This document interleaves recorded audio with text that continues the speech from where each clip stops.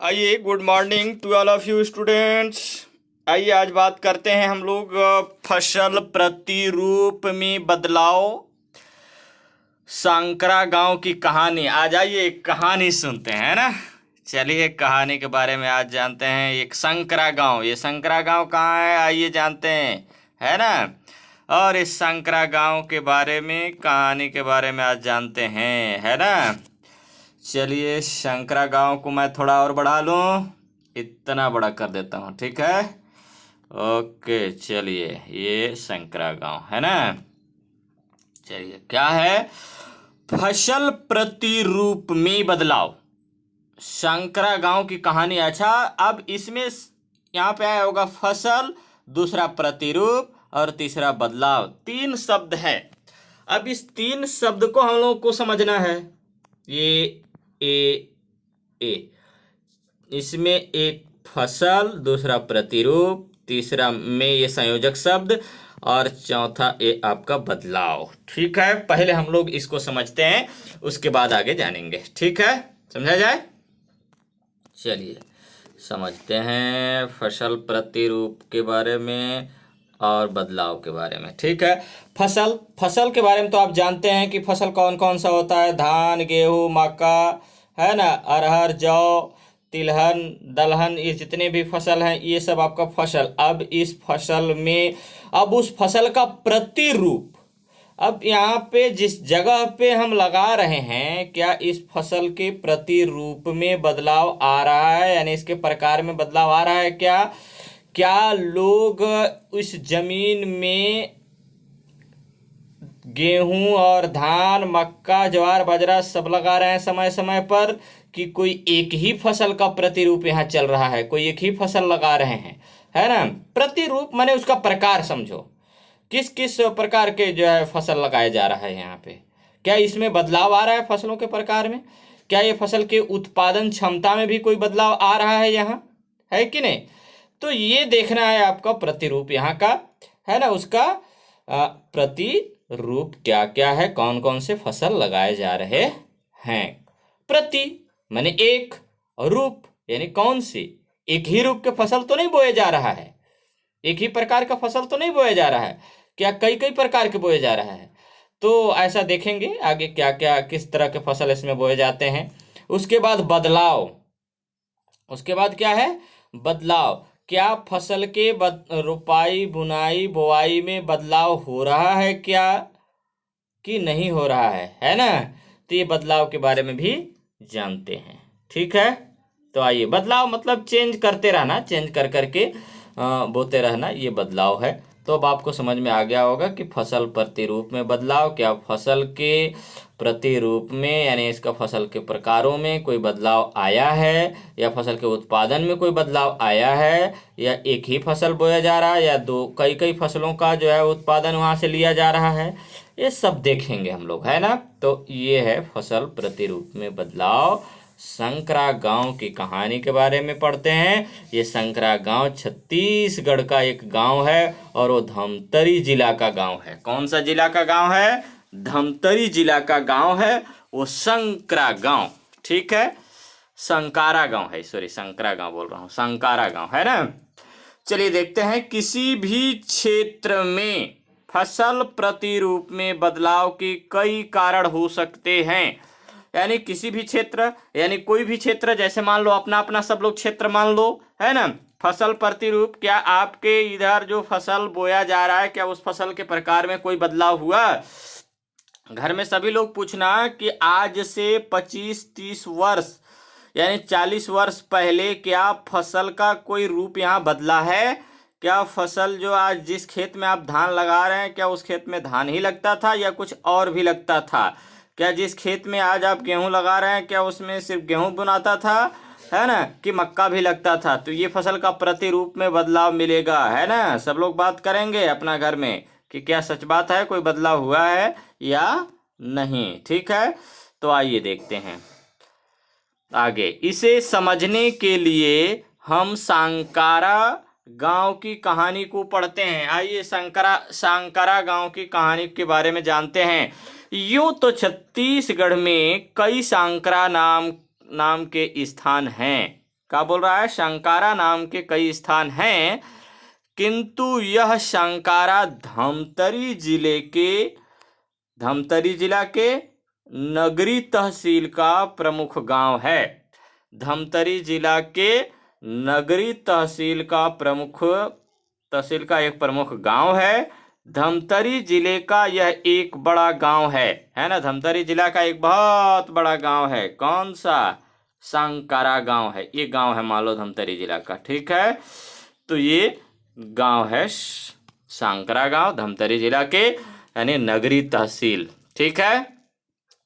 गांव के लोग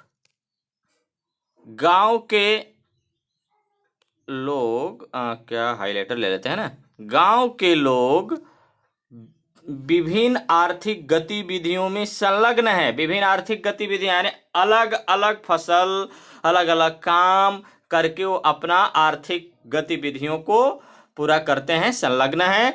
जैसे मान लीजिए अब आर्थिक गतिविधि कैसे होगा, जैसे कोई फसल उत्पादन करता है, फसल से अपना कमाई करता है, कोई रोजगार गारंटी में काम करता है, उससे उसका पैसा अर्निंग होता है, कोई सरकारी नौकरी में जाता है उससे होता है, कोई प्राइवेट नौकरी में जाता है उससे अर्निंग होता है। तो ये सबका अलग अलग जो है पैसा कमाने का गतिविधियां हैं, ठीक है।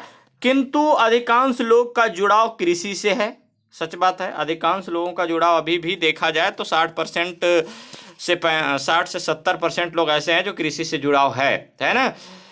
यहाँ की प्रमुख फसल धान है। मतलब छत्तीसगढ़ की प्रमुख फसल क्या है? धान है, इसलिए धान का कटोरा भी तो कहा जाता है ना।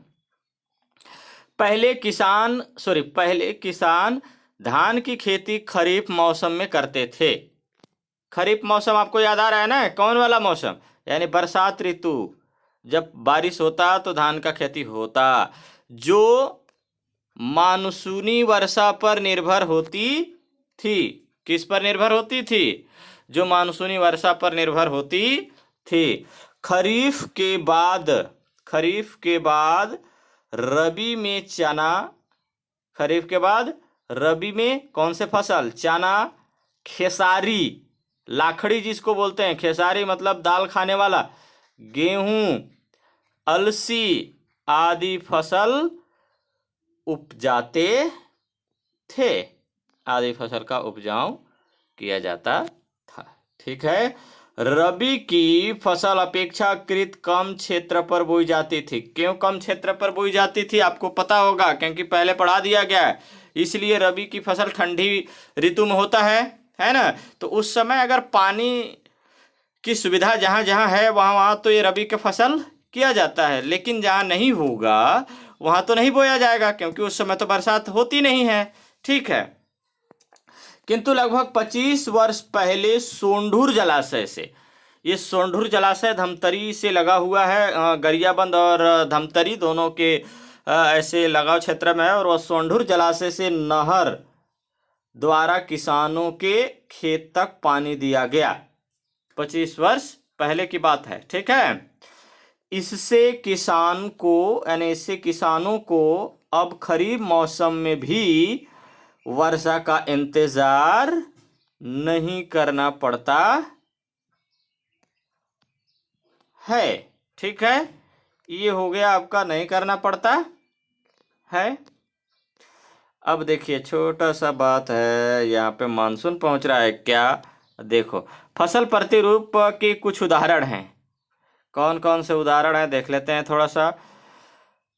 मानचित्र में धान का उत्पादन किन किन प्रदेशों में प्रमुख रूप से होता है, गेहूं का उत्पादन किन किन प्रदेशों में होता है, ये देख लिया जाए। यहाँ इंडेक्स में आप देखिए पहले, ये इंडेक्स जो दिख रहा है ना, इस इंडेक्स पे विशेष ध्यान दीजिए। ये प्रमुख क्षेत्र और गौण क्षेत्र दो क्षेत्र हैं, प्रमुख क्षेत्र और गौण क्षेत्र। प्रमुख क्षेत्र मतलब बड़ा सा क्षेत्र और गौण क्षेत्र मतलब छोटा, यानी उसका छोटा क्षेत्र, ठीक है।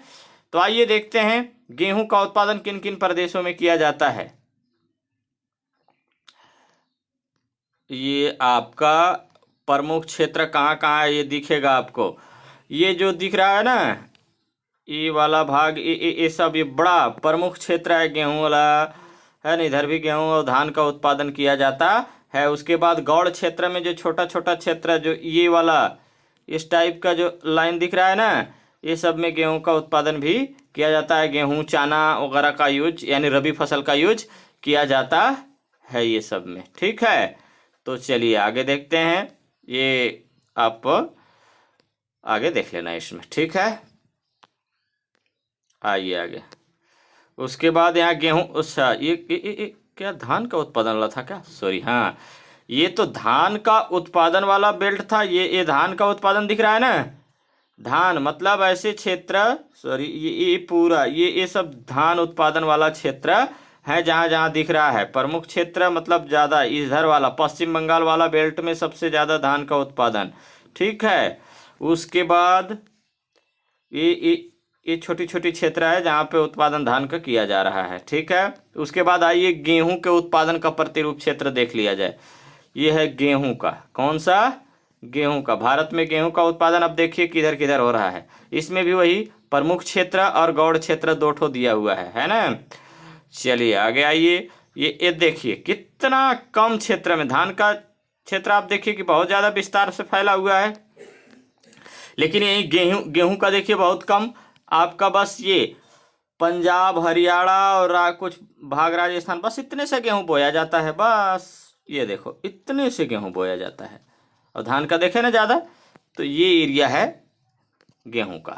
चलिए आगे, तो इसमें हम लोग आगे बढ़ा देते हैं, यानी करना पड़ता है आगे। वहाँ पे क्या से था, अब इंतजार करना पड़ता है, मतलब मानसून का इंतजार नहीं करना पड़ता है।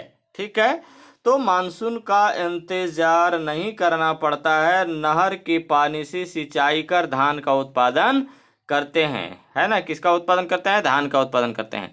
खरीफ के अलावा रबी मौसम में, खरीफ के अलावा रबी मौसम में भी किसानों को खेतों में भरपूर पानी दिया गया है ना। क्या दिया गया? भरपूर पानी दिया गया। यह पानी एक साथ दिया जाता है, ठीक है, जिससे सभी खेतों में पानी की इतनी मात्रा हो जाती है कि वहां आसानी से धान की उपज हो सकती है। किंतु कम पानी की आवश्यकता वाले फसल जैसे चना, खेसारी, गेहूं, अलसी आदि नहीं हो सकती। शासन, ये देखो प्रतिरूप देखो, धान लोग लगा रहे हैं, है। तो ये हम लोग कहाँ इसमें छोड़े? शासन के द्वारा। किसके द्वारा? शासन के द्वारा किसानों को न केवल पानी उपलब्ध कराया गया, बल्कि धान की खरीदी की व्यवस्था भी की गई, है ना।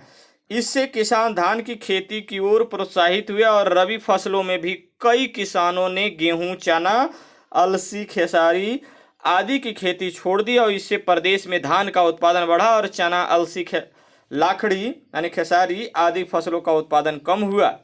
इस प्रकार शासन के द्वारा उठाए गए कदम से गांव के फसल प्रतिरूप में बदल गया। गांव के फसल प्रतिरूप में बदलाव आया। फसल प्रतिरूप में बदलाव कैसे आया? जहां पे चना, अलसी, गेहूं, लाखड़ी लगाया जाता था, अब वहां पे किस फसल का उत्पादन किया जाएगा?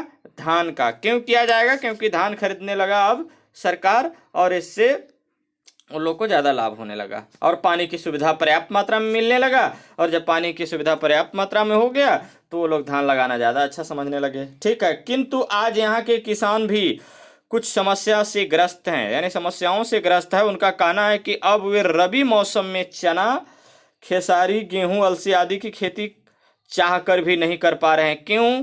क्योंकि खेती यानी खेतों में एक साथ पानी बहा दिया जाता है, जिससे मिट्टी इतनी गीली हो जाती है कि उस पर धान की खेती ही संभव है। किसान अब खेतों में एक ही प्रकार की फसल धान बार बार लगा रहे हैं। इससे खेतों की उर्वरक क्षमता कम हो रही है। स्वाभाविक सी बात है कि एक ही फसल अगर बार बार लगाया जाएगा तो धान की खेती अगर बार बार लगा एक ही खेत में, तो उसकी उर्वरक क्षमता यानी ह्यूमस की मात्रा क्या हो जाएगा? कम हो जाएगा। ठीक है, उसके बाद धीरे धीरे धान की उत्पादन क्षमता कम होने लगेगी। पहले वे धान की फसल बोते थे और दूसरी चना, लाखड़ी, अलसी, गेहूं आदि की फसल बोते थे। जिससे भूमि की उर्वरता प्राकृतिक रूप से बनी रहती थी। चना, खेसारी आदि दलहन वर्ग की फसल मिट्टी में नाइट्रोजन को संवर्धित करने में सहायक होती थी। आज खरीफ और रबी मौसम में धान बो रहे हैं, जिससे उर्वरक क्षमता नष्ट हो रही है। पहले खेतों में मछलियां होती थी जो उनके भोजन का हिस्सा हुआ करती थी। लोग खेतों से मछलियां पकड़कर उसे सुखाकर उसका सेवन लंबे समय तक करते थे। लेकिन आज खेतों में मछलियां तो क्या, केचुए भी गायब हो गए हैं। अरे मछली क्या, केचुए भी, छोटे छोटे जो केचुआ है ना, वो भी गायब हो गए हैं। क्यों? क्योंकि इतना ज्यादा रासायनिक खाद का उपयोग करेंगे तो क्या होगा, सब मर जाएंगे। गांव के लोगों का मानना है कि रासायनिक खाद और कीटनाशकों ने सभी मछलियों को नष्ट कर दिया। अब उन्हें बाजार से बड़ी मछलियां खरीद कर खाना पड़ता है, जो सबकी पहुंच में नहीं है। पहले तो लोग खेत में आते थे, उसी मछलियों को खा देते थे, लेकिन सबके पहुंच में नहीं है। इसका मतलब है कि लोगों के पास पैसा इतना पर्याप्त है नहीं कि सब लोग खरीद कर मछलियां खा सकें। किसानों का यह अनुभव है कि अब वे खेत पर बिना रासायनिक खाद और कीटनाशक की खेती नहीं कर सकते। क्यों नहीं कर सकते? क्योंकि उसकी उर्वरा क्षमता कम हो चुकी है। किंतु पहले ऐसा नहीं था। वे गोबर की खाद की सहायता से खेती करते थे और उसमें कीटाणु नहीं लगते थे। अर्थात अब किसानों की दुकानदारों पर निर्भरता बढ़ गई है ना। उन्हें बीज, उर्वरक, कीटनाशक आदि दुकानों से खरीदना पड़ता है। ये बातें हो गई है। तो स्वाभाविक सी बात है कि लोग अब दुकानदारों से क्या क्या खरीदेंगे, हाइब्रिड बीज खरीदेंगे, रासायनिक खाद खरीदेंगे, तब कहीं जाकर के उनका उत्पादन क्षमता फसल का बढ़ेगा। तो एक आप इस पर क्वेश्चन बना के देंगे कि भूमि उर्वरक क्षमता, इन बातों को ध्यान में रखते हुए समझा, यानी ये वाला भाग, ये ऐसा है ना। यानी संकरा गांव की फसल प्रतिरूप के बदलाव से क्या प्रभाव पड़े, आय, स्वास्थ्य, रोजगार, भूमि उर्वरक क्षमता, इन बातों को ध्यान में रखते हुए समझाइए। यही क्वेश्चन आपको बना के देना है, ठीक है। तो इस क्वेश्चन को आप बना करके और व्हाट्सएप करेंगे। संकरा गांव को पढ़िए, यानी सुनिए एक बार, दो बार, और उससे समझिए कि क्या लोगों में इसका जो है उर्वरक क्षमता, भूमि की उर्वरक क्षमता क्या लगातार धान का खेती करने से कम हुआ? हाँ हुआ, है ना। अब लोग जो है धीरे धीरे रासायनिक खाद पर जो है अपना फसल उत्पादन कर पा रहे हैं, क्योंकि फसल उत्पादन उतना अच्छे से नहीं हो रहा है जब तक कि रासायनिक खाद का उपयोग नहीं करते हैं। अब जैसे ही रासायनिक खाद का उपयोग करेंगे तो उनके आय, यानी फसल उत्पादन में कुछ तो वृद्धि होगा, लेकिन स्वास्थ्य पर इसका विपरीत प्रभाव पड़ेगा। लगातार रासायनिक खाद से ये सेवन करने से, यानी आपका फसल का उत्पादन में लगातार रासायनिक खाद का प्रयोग अगर करते हैं तो आपके स्वास्थ्य पर उसका बुरा असर पड़ेगा। लोगों को रोजगार क्या मिल पा रहा है? सिर्फ एक ही फसल, धान का फसल से जो है उनको रोजगार बस उतने में रह जाते हैं। देखिए, मान लीजिए अगर फसल बार बार बोई जाती, तीनों ऋतु में बोया जाता, अगर तीनों ऋतु में एक ही फसल लगाया जा रहा है तो स्वाभाविक सी बात है कि उसमें उसका उत्पादन क्षमता कम होगा, है ना। तो उतने ज़्यादा जो है उनको आय नहीं हो पाएगा, है ना। तो ये पढ़ेंगे उसको एक दो बार तो समझ में आ जाएगा, ठीक है। चलिए आगे अब हम लोग बढ़ते हैं, देखते हैं भूमंडलीकरण एवं भारतीय कृषि किसको कहते हैं। भूमंडलीकरण, है ना। आइए देखते हैं भूमंडलीकरण के बारे में। भूमंडलीकरण एवं भारतीय कृषि, जिसको भूमंडलीकरण को ग्लोबलाइजेशन कहते हैं। क्या कहते हैं? ग्लोबलाइजेशन या वैश्वीकरण के नाम से भी जाना जाता है। भूमंडलीकरण का आशय, ध्यान से सुनना, समझ में आ जाएगा। भूमंडलीकरण का आशय किसी देश की अर्थव्यवस्था का, अब ध्यान देना, कि किसी देश की अर्थव्यवस्था का विश्व की अर्थव्यवस्था के साथ समन्वय स्थापित करना इसका मुख्य उद्देश्य है। भूमंडलीकरण का उद्देश्य क्या है? भूमंडलीकरण का आशय किसी देश की अर्थव्यवस्था यानी रुपए वाला भाग अर्थव्यवस्था का विश्व की अर्थव्यवस्था के साथ समन्वय है। इसका मुख्य उद्देश्य है व्यापार अवरोधों को कम करना और व्यापार के अवरोधों को क्या करना? अवरोधकों को कम करना, जिससे वस्तुओं का विभिन्न देशों में बेरोक टोक आदान प्रदान या व्यापार हो सके। ठीक है। आज कृषि एक व्यापार बन चुका है। कृषि क्या बन चुका है? व्यापार बन चुका है। अपने देश की खाद्य सुरक्षा एवं इस व्यापार पर कब्जा करने के लिए विकसित देशों के द्वारा कई कदम उठाए गए हैं। कई कदम उठाए गए हैं जो आगे निम्नलिखित हैं या आग्रांकित हैं। तो अब भूमंडलीकरण किसे कहते हैं आप बता पाएंगे?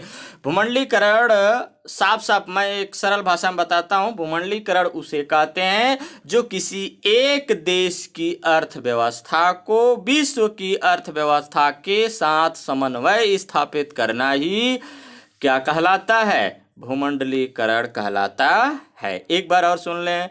भूमंडलीकरण का आशय है कि किसी एक देश की यानी किसी देश की अर्थव्यवस्था को विश्व के अर्थव्यवस्थाओं के साथ समन्वय स्थापित करने की प्रक्रिया या करना ही क्या कहलाता है? भूमंडलीकरण कहलाता है। और इसका मुख्य उद्देश्य भी वही है। और अब जैसे ही अगर समन्वय स्थापित कर दिया तो इसका बात यह है कि जो व्यापार पहले एक देश से दूसरे देश में व्यापार करने में रोक टोक होता था, रोक लग जाता था, नहीं हो पाता था। लेकिन अब 1991 के बाद यानी उदारीकरण आने के बाद यानी लिबरलाइजेशन आने के बाद बेरोक टोक यानी व्यापार करने में किसी भी प्रकार का कोई रोक टोक नहीं और एक देश से दूसरे देश वस्तुओं का आदान प्रदान होने लगा। ठीक है। तो आइए इसके बारे में आगे जानते हैं। और ठीक है, चलिए।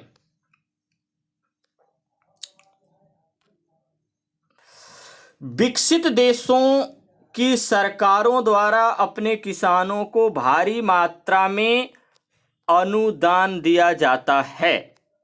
विकसित देश वैसे देश जो पूरी तरह से क्या हो चुके हैं? विकसित हो चुके हैं। हमारा भारत कौन सी देश के अंतर्गत आता है? विकसित या विकासशील? तो हमारा भारत जो है विकासशील देशों के अंतर्गत आता है। ठीक है।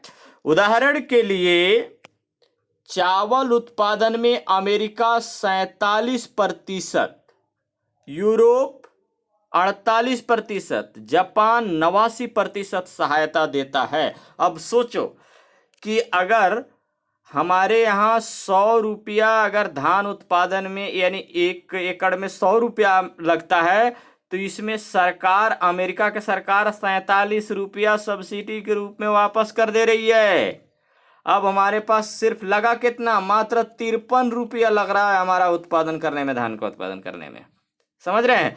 लेकिन वहीं यूरोप 48%, 1% बढ़ा दिया, ज्यादा है। जापान तो 89% दे रहा है, 89, मात्र 11 रुपया लग रहा है किसान का, बाकी सब सरकार का लग रहा है। सोचो, ऐसा काम कर रहा है सरकार। कहाँ का? जापान का। ठीक है। तो आइए आगे और जानते हैं। ठीक है। इसी प्रकार गेहूं उत्पादन में अमेरिका 47%, माने अमेरिका धान और गेहूं दोनों उत्पादन में 47% दिया है छूट। ठीक है। यूरोपीय समुदाय धान यानी गेहूं उत्पादन में 32%, यानी 100 रुपया लगा तो 32 रुपया कौन देगा? सरकार दे देगा। अब उसके पास मात्र 68 रुपया ही लगेगा। ठीक है। एवं जापान 99%, वो बाप रे बाप, जापान 99% सहायता देता है। अगर व्यक्ति का 100 रुपया लगा गेहूं उत्पादन करने में, यानी 1 क्विंटल गेहूं उत्पादन करने में 1000 रुपया लगा, तो समझ लीजिए कि वो 990 रुपया कौन देगा?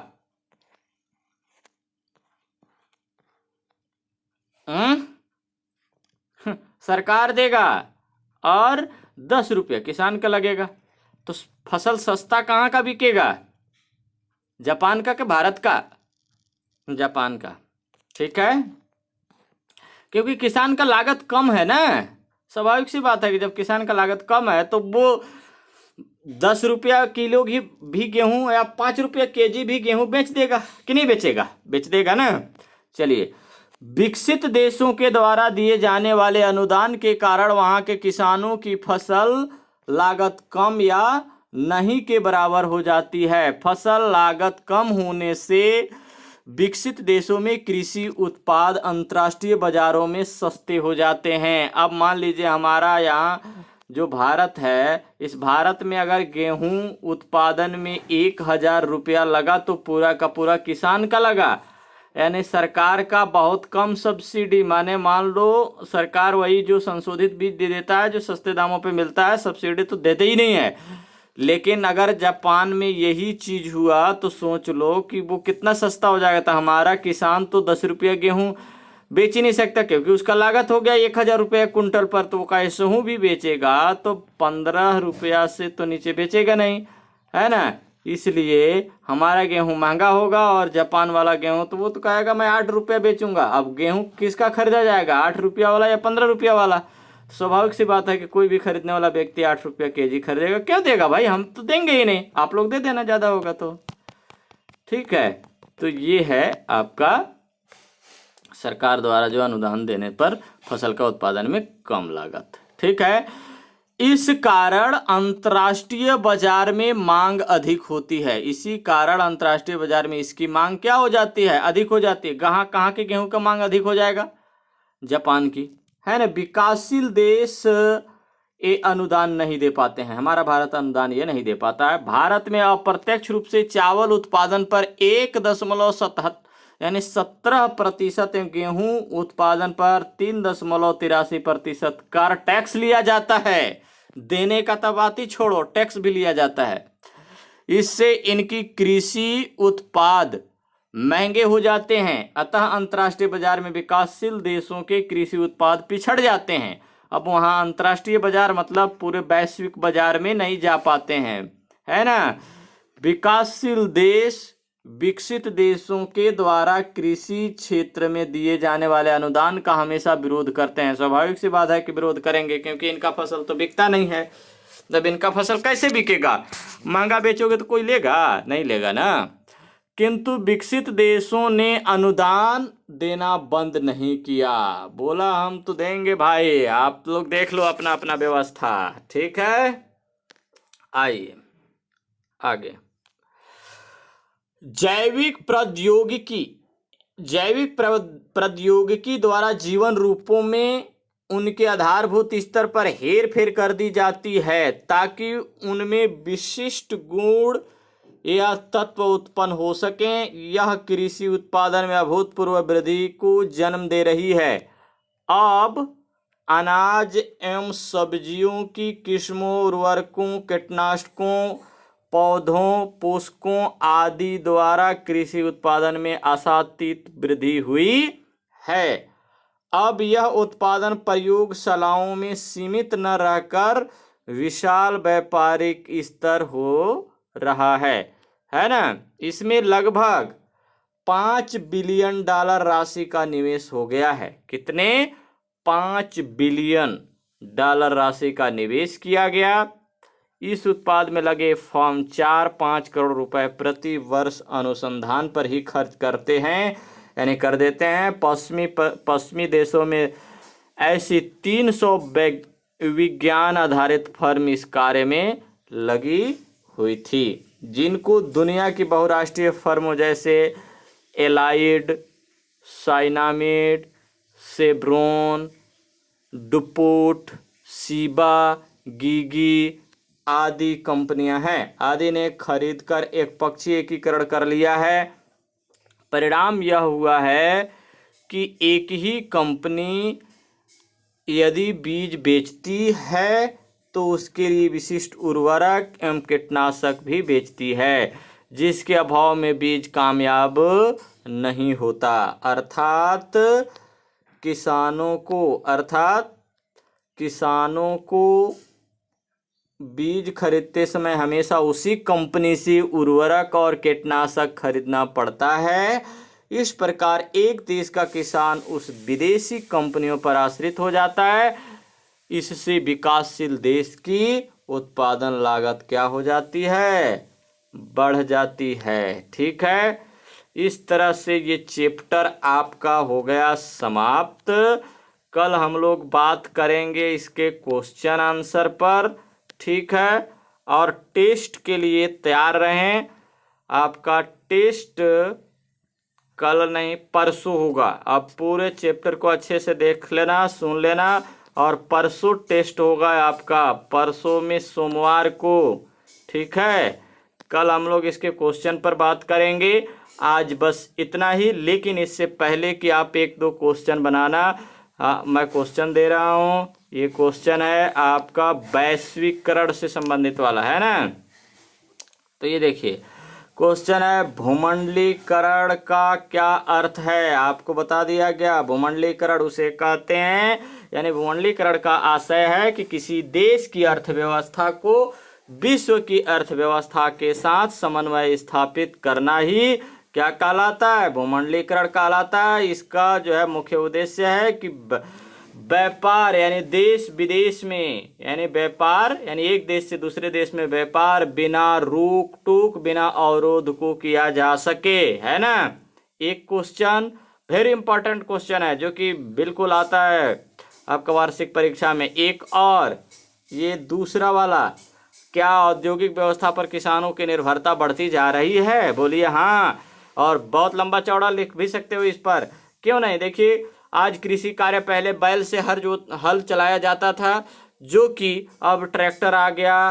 पहले लोग गोबर का खाद यूज करता था, जो कि आज अब रासायनिक खादों का उपयोग करने लगा, है ना। दवा छिड़कने के लिए टेक्नोलॉजी कई तरह के आने लगे। तो इस तरह से आप पढ़िए और अच्छे से उसको फिर लिख दीजिए। एक क्वेश्चन है तीसरा, विकसित देश अपने किसानों को अनुदान देते हैं, इसका भारतीय कृषि पर क्या प्रभाव पड़ा, बुरा प्रभाव पड़ा। क्यों पड़ा, क्योंकि यहाँ की वस्तु महंगा हो जाते हैं, जिससे कि ये अंतर्राष्ट्रीय बाजार में इनका वस्तु नहीं बिक पाता है। ठीक है, तो ये 3 क्वेश्चन है वेरी वेरी इंपॉर्टेंट। बाकी को आप नहीं भी पढ़ेंगे तो काम चल जाएगा, लेकिन ये 3 को पढ़ना ही है। और एक कृषि उत्पादन बढ़ाने के लिए क्या क्या किए जा सकते हैं, एक ये भी है, यानी 4 क्वेश्चन। बस इस चैप्टर में 4 क्वेश्चन पढ़ लिए तो आपका अर्धवार्षिक, त्रैमासिक और वार्षिक एग्जाम के लिए फुलफिल हो गया।